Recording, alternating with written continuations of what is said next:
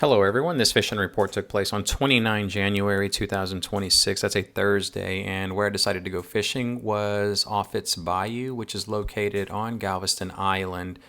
One of the most well-known areas to come and fish, and it's for good reason. The boat ramp is easily accessible, and it doesn't matter if the tide is low. The ramp extends down pretty far so that you can access the water during lower than usual tides, which on this particular day we had. I'm going to knock out the conditions really quick, and I apologize. I didn't take any screenshots, but I do recall the conditions that I had when I was out there on the water, and I looked them over. The temperature was in the 40s, the low 40s, low to mid 40s, and water temperature was inside the 50s. We had a negative 0.5 foot tide, and the winds were 5 knots out of the south direction. The tide was low, and it was still outgoing. There was really no noticeable movement because it's a big body of water.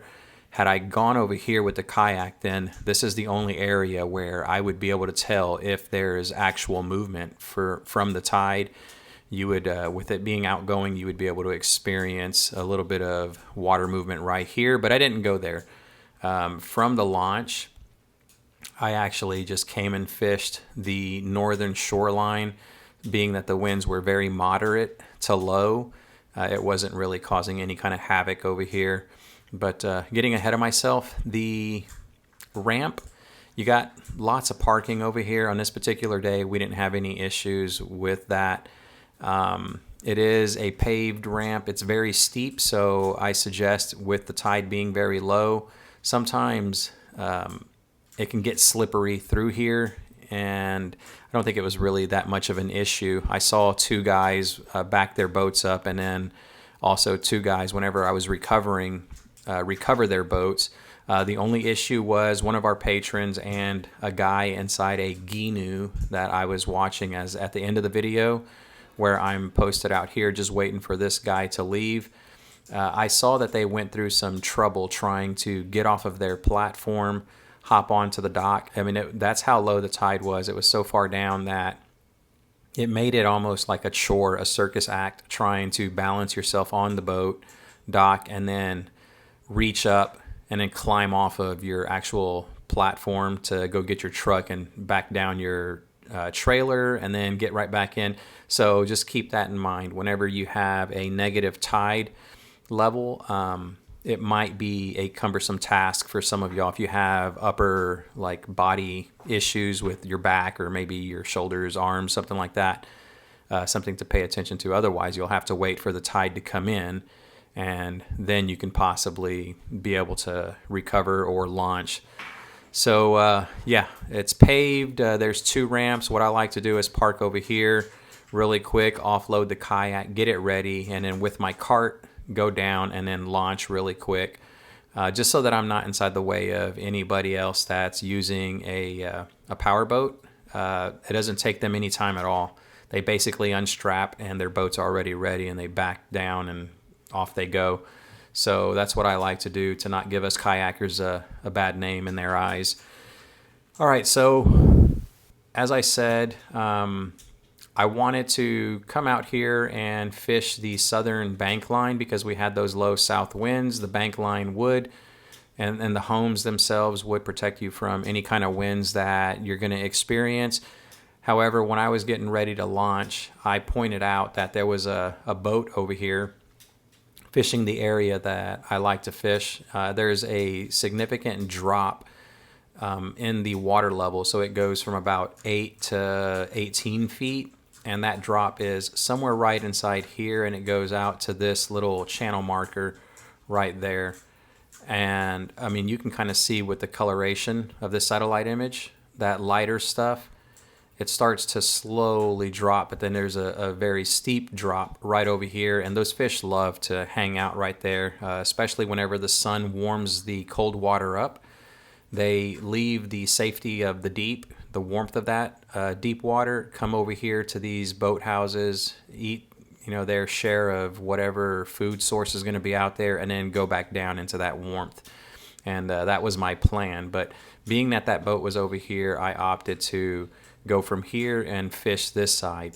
Whenever I left, I can't stress enough how important a fish finder is going to be for you during wintertime fishing. When you start doing the deep water stuff, it's going to help you out to be able to locate bait and then also some of the bigger game fish.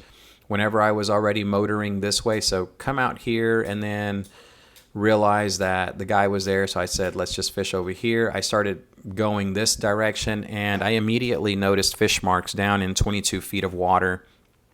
So I spot locked the motor, kept my head on a swivel because this they don't have any no wake like buoys posted out here, so boats can come full throttle through here and access that ramp. So I kept my head on a swivel, just making sure there were no boats incoming, because by all rights, they can just go really fast by me and push some dangerous swells. But that wasn't the case. Had nobody do that at all. But so I started out using a tiny little, I think it's a 2.5 inch Gulp minnow with a 1/5 ounce TT Lures jig head, or the Z-Man jig heads, and I got that down there really quick and immediately found out after jigging, like bouncing that lure off the bottom, that my first fish was a croaker. I thought that I had captured my footage, but I didn't. The perfect bait size fella, so that kind of gives you an idea of like the size that we're working with. Probably, if I had to guess, 3 inches, 4 inches long, perfect bait. And then the next fish catch that I did, it was a sand trout and then another sand trout. And so after those three, I pretty much come to the conclusion that all the fish marks were going to be just those sized fish down there tearing into whatever bait sources are out there. So after that, I made my way over here, started fishing this area, caught, I can't recall, I think it was like a dink trout, something like that. Actually, no, it was a pinfish, a rather large one too. Ruined my Gulp, made mincemeat of the tail end, and so put another Gulp on and continued fishing all of these docks over here. I wasn't really marking anything right up alongside the docks, which is around, I want to say 8 feet, and then as you go out, it drops to about 18. And I was literally catching some of the dink-sized trout that I did manage over here in around 14 to 18 feet of water, and really didn't do much of anything. I also caught a rat red, probably around 15, 16 inches, something like that. Really good fighter, so I was rather pleased with being able to get something to actually put a bend on the rod. And at this point in time, I'm now using the 5-inch jerk shad from Berkeley Gulp. And yeah, just continued fishing all of this. It was a very slow day, not much to mention until I rounded the corner over here and started fishing these docks.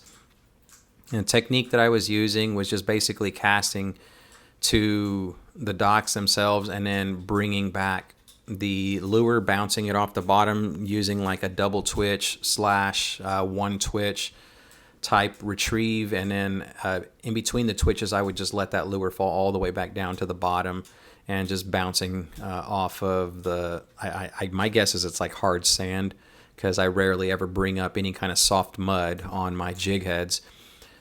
The jig head itself was I think it's like a 3/8 ounce I'm inshore slam hook from Owner, and that gets me down there really quick. So the heavier the jig head, the faster it's going to get down to the bottom in the deep water, and so that's why I carry those with me. And whenever I made my cast over here, bouncing off the bottom, like double twitches, and whammo, we finally come up with the first keeper trout of the day. My guess it was going to be around 15, 16 inches, something like that. And before I could even measure this fella, he actually just jumped off the board. And something inside me said, put him on the fish grips or leave the hook. And I was like, nah, he's not going to go. He's probably very lethargic. But no, that guy just slid and went back inside the water. Good for him, because I did bring the fish bag. I had left it in the truck, and I had a stringer with me. Being that I knew the water was going to be cold, I could just preserve my catch inside the water by dragging him along without fear of sharks being in the area because of how cold the water was. But yeah, that guy would have been lunch or dinner, one or the other.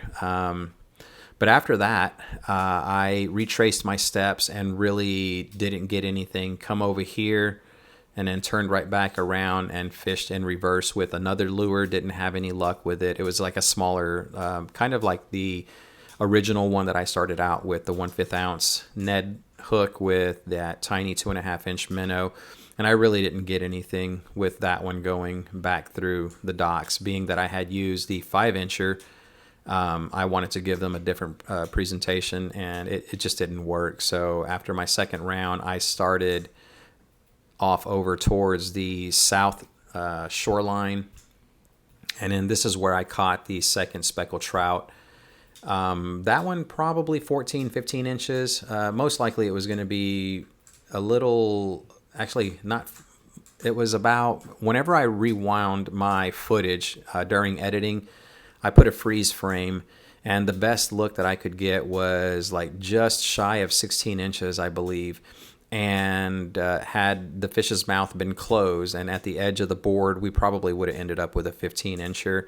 But that was this fella right here doing the same technique, except this time I was in a little bit shallower water, and the fella had to have like chased it down and then eventually hit the lure. And so Gulp, I know they're expensive, but they do work, and that's basically what I caught him on. And after that, it was pretty much like just radio silence the entire rest of the trip until I got to this bank line. Where is it? I believe it's right over here. And I stayed over here and fished that drop that I was talking about earlier for a long time, like just painfully fishing slow, making sure the lure's at the bottom, making contact with the bottom. I used a combination of 3 of them, which was the jerk shad and the smelt color, the 5-incher.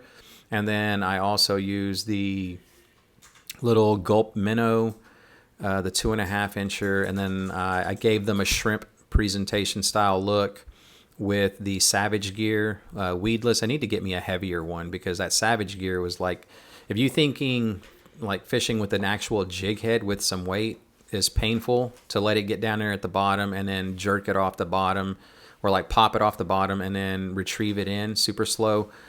This Savage Gear shrimp has little to no weight whatsoever, and it's weedless, designed for the marsh is what I use it for, but it's the only shrimp lure that I had in my box. I thought I had an actual Savage Gear jigging shrimp, but I didn't, and so I didn't really use that lure with much success, because it just took forever to get down there, and half the time I didn't even know if I was at the bottom or not. So I put that one away and then went to a Bugs bottom bouncing jig eventually. But yeah, I fished super slow over here, spent close to maybe 1 to 2 hours fishing this entire area, and then eventually pushed off. And at this point in time, I'm now using the 2.5-inch Gulp minnow. These minnows that I'm using from Gulp, don't ever like put rules on yourself that you can't use freshwater lures in saltwater. It's like you just got to think outside the box. And I probably will do a video on the second channel that I have, discussing techniques and things that I do and like what I use for this. And they're designed for crappie and panfish in freshwater. However, they work exceptionally well. As long as they have scent, the fish will eat them. And I mean, they're just perfectly sized for like to match the bait that's out there in the water right now. And so I'm just like saying, think outside the box. Don't ever say that you can't use freshwater gear or lures to fish in saltwater, because that isn't the case. But I'm using that now, and I started thinking to myself, there's got to be some flounder out here. And sure enough, no sooner than I thought that, I ended up catching a flounder right over here near this boat dock. And at that point, I'm like, okay, so what I'm going to do is put on my flats bug, and I will start trying a Berkeley, I think it's called like a minnow grub I think it's like 2 inches here. Let me take a look at it really quick. It's a 2-inch minnow grub in fluorescent orange, and I was using a natural colored flats bug in the 3/16 ounce weight, just so that I can get down there really quick. And I ended up catching another flounder right over here inside this corner. And this guy we were playing a game of cat and mouse. I did get hit, and then I'm like, he almost ripped the little minnow grub off of my flats bug, and then eventually ended up catching this fella. And I bounced it pretty far off of the bulkhead over here inside the corner, because I was spot locked right over here. And the first little hookup with him, actually it wasn't a hookup, but the first bite that he had that death grip on it. I think I just pulled him away, or it could have been two, who knows. But eventually I think this is where I actually hooked him, and then we got to eventually hold that fella and then release him back inside the water. Over here, the guy just popped off the hook right below the surface where we could see him. And then after that, y'all, it was just pretty much nothing but pinfish, small little fellas that I didn't even want to put into the video. Overall, to make a long story short, I did fish all of these docks right over here, doing the same method that I was utilizing all out here. And it was just, again, pinfish, just small little fellas. And then eventually when I got to the deep water, I actually caught nothing whatsoever. I was getting bit, and my guess was the pinfish, because they kept ripping the tails off of my gulps. And I come over here, fished all of this area. I kept moving, zigzagging the kayak back and forth, scanning the drop that you can see right here, and eventually made my way around the kernel and this little dock over here. I did catch one tiny little fish over here, which was a sand trout, but that was pretty much it. That sailboat's not there anymore. That's what I noticed whenever I was on this trip. I was like, hey, the sailboat's gone. But yeah, this is a really good drop over here as well. So it goes from about 3 to 5 feet and then drops all the way down to 16 to about 18 feet. So a nice area to fish. I remember in the past that I caught a jack over here. That's how deep the water was. And then they just gorge on a lot of the bait that's out here. But yeah, speaking of bait, there's really not much of them out inside the water. Now, I did see huge bait balls on the fish finder, and then you could see fish marks right underneath them, and that's what they do. The predator fish get those guys all balled up, and then they start having at them. But yeah, just a very quiet day overall. Nonetheless, eventually with the colder weather, as it starts to chill that water, the fish will start to push in here, and you should be able to start catching some trout relatively soon out here. That fish mark is from a different trip. I got to delete that. But yeah, hopefully you can use all of this information to the best of your benefit on an upcoming trip. And until next time, tight lines, everyone.